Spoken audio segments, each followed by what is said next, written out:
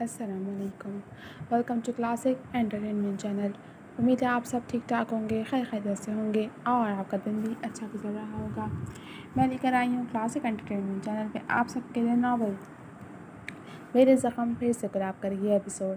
لیکن ناول کے episode start کرنے سے پہلے میری آپ سے ایک ریکویسٹ ہے کہ اگر آپ نے ہمارے چینل کو سبسکرائب نہیں کیا تو جلدی سے سبسکرائب کر دیجیے اور بیل آئیکن کو بھی پریس کر دیجیے تاکہ ہمارے چینل پہ آنے والے تمام ناولز کی ویڈیوز کی نوٹیفیکیشنز آپ کو بر وقت مل سکیں. تو چلیے میں شروع کرتی ہوں ناول میرے زخم پھر سے گلاب کر ایپیسوڈ 35. یہ رات کا نہ جانے کون سا پہر تھا جب میرام کی آنکھیں عجیب سی کھٹ سے کھلیں. ایسا لگ رہا تھا جیسے کوئی دروازہ بچا رہا ہو یا دروازہ کھولنے کی کوشش کر رہا ہو. اس کی نظر کھڑکی پر پڑی جو بند تھی. وہ بیڈ سے اتر کر جوتا پہنتی دروازے کی جانب بڑھی اور آگے بڑھ کر دروازہ کھول دیا، مگر باہر کوئی نہیں تھا. وہ کمرے سے باہر نکل کر ادھر ادھر جھانکنے لگی. اسے کوئی نظر تو نہیں آیا لیکن ایک سایہ سے ضرور دکھا تھا جو کچن سے نکل کر سیڑھیوں کی طرف بڑھ رہا تھا. پہلا خیال ہی اسے چور کا آیا تھا. تبھی وہ تیزی سے ستون کی اوٹ میں ہو گئی.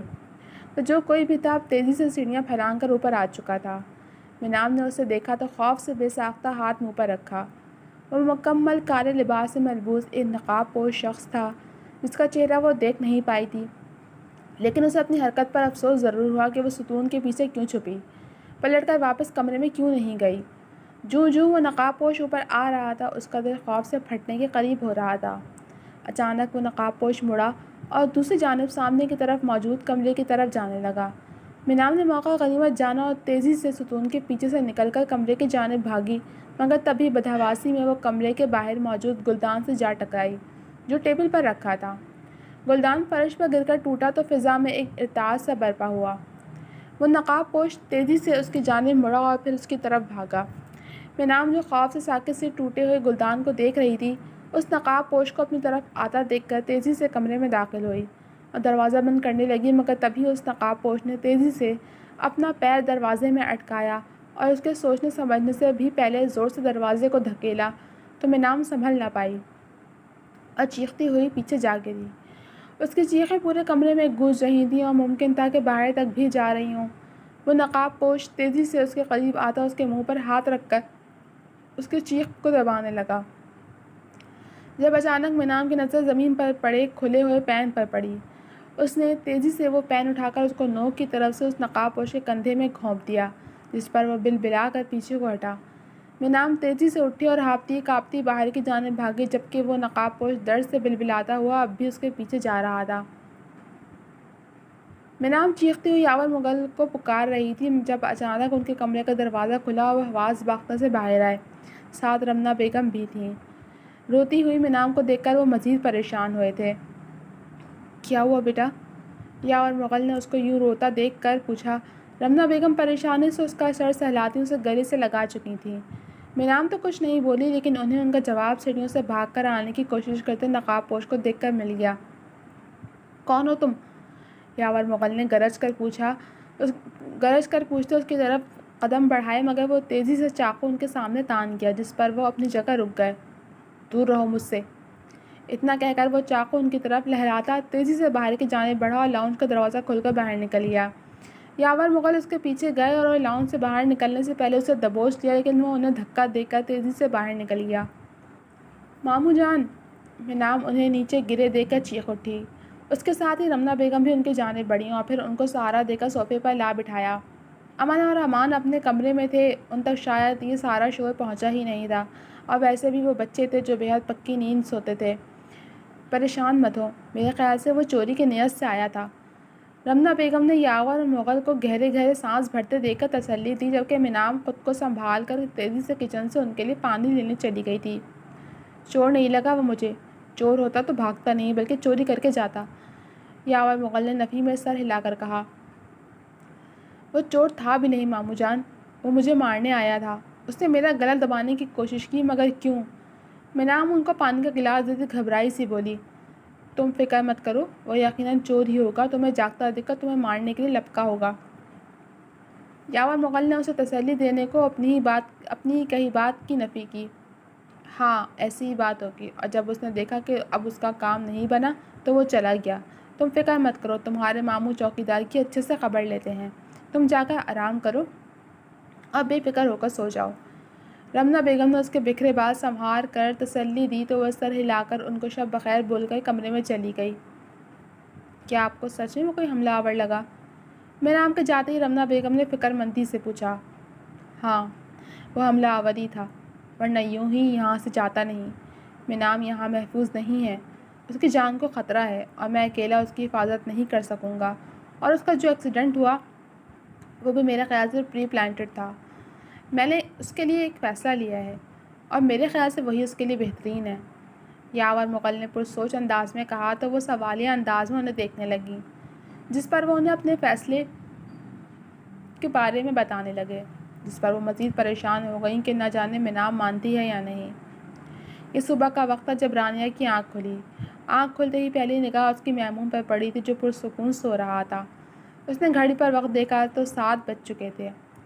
وہ ایک نظر میمون پر اور دوسری نظر اپنی ہتھیلیوں پر ڈال کر فریش ہونے چلی گئی۔ ہتھیلیوں میں جگہ جگہ چھوٹے چھوٹے آبلے بن گئے تھے جن میں اسے ہلکی ہلکی جلن ہو رہی تھی۔ کچھ دیر بعد وہ باتھ روم سے باہر آئی تو ڈارک براؤن کلر کی خوبصورت سے سوٹ میں ملبوس تھی۔ دوپٹے کو دائیں کندھے پر ڈال کر اس نے آئینے کے سامنے اپنے جلے ہوئے ہاتھوں سے بمشکل بال بنائے، ابھی انہی ہاتھوں سے ہلکا پھلکا میک اپ کرنے لگی۔ ہاتھوں میں آبلوں کی وجہ سے اور ہاتھوں کو مسلسل حرکت دینے سے اسے مزید تکلیف ہو رہی تھی، مگر اسے میمون کے دل میں جگہ بنانی تھی۔ اس کا دل جیتنا تھا، تبھی وہ اس تکلیف کو دل پر پتھر رکھ کر برداشت کر رہی تھی۔ اس نے لال رنگ کی سرخی سے لبوں کو سجایا اور تنقیدی نگاہ اپنے سراپے پر ڈالی۔ سجی سوری وہ بے حد پیاری لگ رہی تھی۔ اپنی تیاری سے مطمئن ہو کر وہ میمون کی طرف آئی اور اسے جگانے لگی۔ وہ رانیہ کی دوسری آواز پر ہی جاگ گیا تھا اور اب غائب دماغی سے ہی رانیہ کو تکنے لگا تھا، جس پر رانیہ کچھ کنفیوز ہوئی، مگر میمون کے دماغ نے لاشعور سے شعور تک کا سفر کیا تو اسے یاد آیا کہ رانیہ اب اس کی بیوی تھی۔ Good morning. رانیہ نے اسے خود کو دیکھتے پا کر فوراً سے اسے مارننگ وش کی۔ گڈ مارننگ، تم کہیں جا رہی ہو کیا؟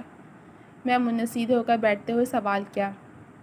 نہیں تو، رانیہ نے نفی میں سر ہلایا۔ پھر اس تیاری کی وجہ؟ میمون نے اچنبھے سے اسے دیکھا۔ میں آپ کے لیے تیار ہوئی ہوں میمون، میں نئی نویلی دلہن ہوں اور نئی نویلی دلہنیں اپنے شوہر کے لیے ایسی ہی تیار ہوتی ہیں، تو میری یہ ساری تیاری آپ کے لیے ہے۔ رانیہ نے پرجوش ہو کر ایک نظر خود پر ڈال کر میمون کو بتایا تو وہ گہرا سانس بھر کر اپنی جگہ سے اٹھا اور اس کے سامنے آن کھڑا ہوا۔ تم نئی نویلی دلہن ہو اور تم میرے لیے سجی ہو، بہت اچھی بات ہے، لیکن مجھے یہ سب پسند نہیں ہے۔ مجھے سادگی اٹریکٹ کرتی ہے، نہ کہ یہ لیپا پوتی، اور مجھے ڈارک کلرز پسند بھی نہیں ہیں۔ مجھے ہلکے ہلکے کلرز پسند ہیں، خاص کر سفید رنگ۔ سفید رنگ مجھے بہت پسند ہے کیونکہ یہ ہمارے نبی پاک صلی اللہ علیہ وآلہ وسلم کو بھی بے حد پسند ہے۔ میمون سادگی سے بتانے لگا تو رانیہ کو اپنا دل بجھتا ہوا محسوس ہوا۔ اس نے اپنے جلتے ہاتھوں سے اتنی تکلیف برداشت کر کے بے حد مشکل سے اتنی تیاری کی تھی، وہ بھی صرف مون کے لیے، لیکن کوئی فائدہ نہیں ہوا تھا کہ میمون کو تو یہ سب پسند ہی نہیں تھا، اور یہ بات اسے معلوم بھی نہیں تھی کیونکہ وہ میمون کے بارے میں کچھ بھی تو نہیں جانتی تھی۔ میں تمہیں یہ نہیں کہہ رہا کہ تم سجو سنورو نہیں، بلکہ تمہارا جو دل چاہے وہ کرو، تم پر کسی چیز کی کوئی پابندی نہیں ہے۔ بس تم میرے سامنے یہ میک اپ کرنے اور ڈارک کلر کے ڈریسز پہننے سے گریز کرنا، اور میری بات کا برا بھی نہیں منانا پلیز۔ مجھے جو چیز پسند نہیں ہو اور وہ میرے سامنے ہو تو مجھے بہت الجھن ہوتی ہے۔ میمون نے نرمی سے کہا تو وہ بے ساختہ سر ہلا گئی کہ میمون کے اس نرم سے لہجے پر ہی تو وہ پگھل جاتی تھی۔ میں کوشش کروں گی کہ وہی کروں جو آپ کو پسند ہے، رانیہ نے کہا تو میمون نے بے ساختہ نفی میں سر ہلایا۔ میری خاطر تمہیں اپنے شوق مارنے کی ضرورت نہیں ہے، تم میری غیر موجودگی میں یہ سب کر سکتی ہو، مجھے کوئی ایشو نہیں، میمون نے تیزی سے کہا تو وہ بے ساختہ مسکرائی۔ میرے لیے مجھ سے زیادہ آپ کی خوشی اور خواہش عزیز ہے، تو میں وہی کروں گی جو آپ کو اچھا لگتا ہے۔ میرے پاس ابھی لائٹ کلرز کے ڈریسز نہیں ہیں، مگر میں جلدی خرید لوں گی۔ رانیہ نے مسکرا کر کہا تو وہ بھی مسکرا دیا۔ تھینک یو سو مچ، تم ایک آئیڈیل بیوی ہو اور میں لکی ہوں کہ مجھے تم ملی۔ میمون نے اس کا گال تھپتھپا کر کہا تو وہ بلش کر گئی۔ میرے کپڑے نکال دو، مجھے آفس کے لیے دیر ہو رہی ہے۔ میمون نے کہا تو وہ سر ہلاتی اس کے لیے کپڑے نکالنے لگی، جبکہ میمون اپنی فائلز وغیرہ بیگ میں رکھ رہا تھا۔ رانیہ کے ہاتھوں میں اب جلن کے ساتھ ساتھ تکلیف بھی ہونے لگی تھی کیونکہ دائیں ہاتھ کو مٹھی کی صورت میں بند کرنے سے اس کے کئی آبلے پھٹ گئے تھے، مگر وہ اپنی تکلیف پر قابو پاتی میمون کو کپڑے دینے کے بعد اس کا والیٹ، ٹائی اور جوتے وغیرہ نکالنے لگی۔ میمون 10 منٹ بعد فریش ہو کر باہر آیا تو براؤن کلر کی ڈریس، پینٹ اور خاکی کلر کی شرٹ میں ملبوس تھا۔ اس کے بعد بنانے کے بعد رانیہ نے اس کی چیزوں کی طرف اسے اشارہ کر کے بتایا تو وہ مسکراتا اس کے قریب آیا۔ تھینک یو سو مچ، مجھے لگ رہا ہے کہ تم میری عادتیں بگاڑ دو گے۔ میمون نے اس کے ہاتھوں کو اپنی گرفت میں لیتے ہوئے کہا، مگر اگلے ہی پل پورا کمرہ رانیہ کی چیخوں سے گونج اٹھا، کیونکہ میمون نے اس کے جلے ہوئے ہاتھوں کو مضبوطی سے تھام لیا تھا، جن پر آبلے بنے ہوئے تھے، اور ان میں سے کچھ آبلے پھٹ کر رانیہ کو مزید تکلیف میں دھکیل گئے تھے۔ تبھی وہ چیخ کر رونے لگی تھی، جبکہ میمون نے بوکھلا کر اس کے ہاتھ چھوڑے اور پھر اس کے ہاتھوں کو دیکھ کر اس نے بے اختیار اپنے سر پہ ہاتھ مارا۔ اف، مجھے بالکل پتہ نہیں چلا اور یاد بھی بھول گیا کہ تمہارا ہاتھ جلا ہوا تھا، اور تم نے بھی مجھے یاد نہیں دلایا۔ سبھی کام کرنے لگی، اب دیکھو کیا نتیجہ نکلا۔ میمون نے خوف زدہ سا ہو کر کہتے ہوئے ٹیشو پیپر لے کر اس کے ہاتھ صاف کرنے چاہے، مگر رانیہ ایک دم سے اپنے ہاتھ پیچھے کھینچ گئی۔ میں خود کر لوں گی۔ رانیہ کے لہجے میں خوف تھا، جیسے اگر میمون نے کیا تو پھر سے اپنی بے احتیاطی کے باعث اسے تکلیف پہنچائے گا۔ اوکے، ریلیکس، میں نہیں کر رہا، بلکہ یہاں بیٹھو آرام سے۔ میمون نے اپنے ہاتھ پیچھے کرتے ہوئے اسے بازو سے تھام کر بیڈ پر بٹھایا۔ رانیہ کا پورا جسم کانپ رہا تھا، کچھ تکلیف کے باعث اور کچھ رونے کے باعث۔ مجھے آفس سے لیٹ ہو رہا ہے تو میں چلتا ہوں، تم آرام کرو، ناشتہ میں یہیں بھجوا دیتا ہوں۔ میمون نے گھڑی پر وقت دیکھتے ہوئے کہا، جو 8 بجا رہی تھی۔ اب اسے ناشتہ بھی کرنا تھا اور ناشتے کے بعد آفس جانا تھا۔ جی، رانیہ نے دھیمے لہجے میں کہا، لیکن حقیقتاً اسے برا لگا تھا۔ وہ اتنی تکلیف میں تھی اور وہ اس کے پاس رکنے کے بجائے اسے چھوڑ کر آفس جا رہا تھا، لیکن وہ کچھ نہیں بولی کہ اگر وہ اسے رکنے کا کہتی اور نہ رکتا تو رانیہ کو مزید تکلیف ہوتی۔ میمون اپنا بیگ اٹھا کر اسے اللہ حافظ بولتا کمرے سے باہر نکل آیا۔ اس کا رخ ڈائننگ روم کی جانب تھا۔ اندر آ کر اپنی سیٹ پر بیٹھ کر اس نے بیگ کو اپنی برابر والی سیٹ پر رکھا تو ملازمہ اس کے سامنے ناشتہ سجانے لگی۔ رانیہ نہیں آئی؟ شیما بیگم نے پوچھا۔ نہیں، اس کے ہاتھ زیادہ ہی جل گئے ہیں اور اس کی طبیعت بھی کچھ ٹھیک نہیں ہے، اس لیے آپ اس کے لیے ناشتہ اسے روم میں ہی بھجوا دیجیے گا۔ میمون نے سادہ سے لہجے میں کہتے ہوئے ناشتہ شروع کیا تو جذبہ نے آنکھیں گھمائیں۔ تو اس صورت میں تمہیں اس کے پاس ہونا چاہیے تھا، اسے ڈاکٹر کے ہاں لے کر جانا چاہیے تھا۔ بیوی ہے تمہاری ذمہ داری ہے وہ، وہاب صاحب نے چتاتے لہجے میں کہا تو وہ سر ہلا گیا۔ جی جانتا ہوں بابا، وہ میری ذمہ داری ہے، لیکن آفس کا کام بھی مجھے ہی دیکھنا ہے۔ اسے ماں اپنے ساتھ ڈاکٹر کے پاس لے جائیں گی۔ کیوں ماں؟ وہاب صاحب کو جواب دیتے اس نے ماں سے تائید چاہی۔ ہاں کیوں نہیں؟ شیما بیگم نے مسکرا کر کہا تو وہ مطمئن ہو کر ناشتہ کرنے میں مشغول ہو گیا۔ ناشتے کے بعد میمون آفس اور وہاب صاحب لان کی جانب بڑھ گئے۔ مجھے لگتا ہے بھائی نے ابھی تک رانیہ کو قبول نہیں کیا۔ جذبہ نے میمون کے بے نیاز انداز سے یہی اخذ کیا تھا، اور مجھے لگتا ہے کہ اس کے سر سے ابھی تک منام کی محبت کا بھوت نہیں اترا۔ یہی اگر منام کی طبیعت خراب ہوتی تو وہ ہر چیز کو بہاڑ میں جھونک کر اس کی خدمت میں لگا ہوتا۔ شیما بیگم نے نفرت سے پر لہجے میں کہا، یہ منام تو ہماری زندگیوں کا کانٹا بن کر رہ گئی ہے۔ جذبہ نے سر جھٹکا۔ اب تو یہ کانٹا نکل گیا ہے تو سکون سے رہو، اور وہ اب کبھی واپس نہیں آئے گی، نہ جانے کس کے ساتھ بھاگی ہے۔ شیما بیگم نے کندھے اچکائے تو جذبہ نے بے ساختہ ان کو دیکھا۔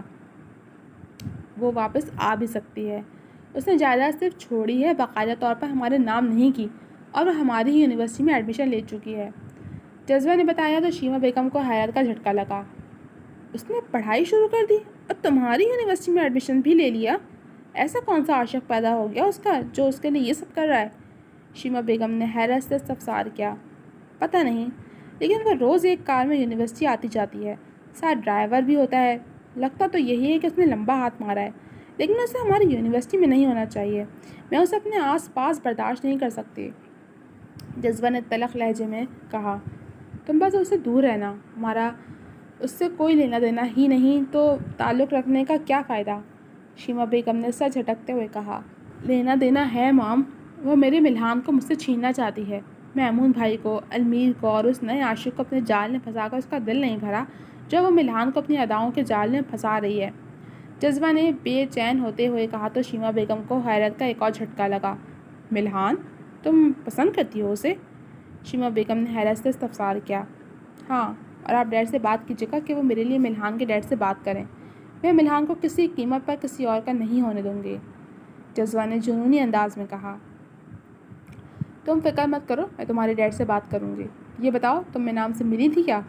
شیما بیگم نے اس کی خواہش پر اسے ٹوکنے کے بجائے اس سے منام کے بارے میں استفسار کیا، جس پر وہ جذبہ جس پر جزا انہیں منام سے ہوئی اپنی ملاقاتوں کا احوال بتانے لگی۔ لیکن شیما بیگم کو یہ سن کر اس بات کا اندازہ تو ہو گیا تھا کہ منام گھر سے بھاگی نہیں تھی، لیکن رانی اور اس کی ماں نے یہی ظاہر کیا تھا کہ وہ کسی کے ساتھ بھاگی ہے، اور اس کا اپنے سسرال سے کہیں جانے کی وجہ کیا تھی وہ صرف رانیہ ہی بتا سکتی تھی، اور اب وہ اسی سے پوچھنے والی تھی۔ جی تو جناب، کیسی لگی آپ کو یہ ایپیسوڈ؟ کمنٹ سیکشن میں اپنی رائے کا اظہار ضرور کیجیے گا۔ جلد ملوں گی آپ سے اگلے ایپیسوڈ کے ساتھ، تب تک کے لیے اللہ حافظ۔